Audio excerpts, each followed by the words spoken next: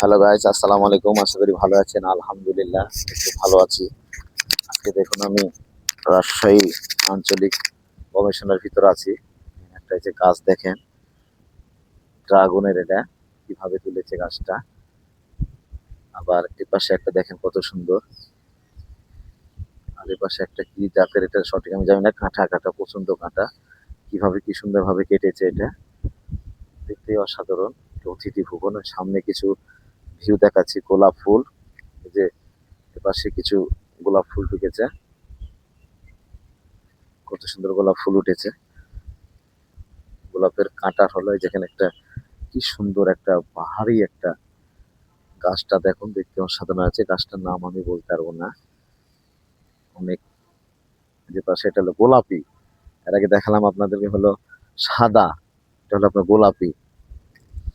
অসাধারণ গন্ধ। এ পাশে আরো আছে, যে পাশে ঘাস কিছু লাগিয়েছে। ওর পাশে আপনার এই যে সাদা গোলাপ, মানে হলুদ,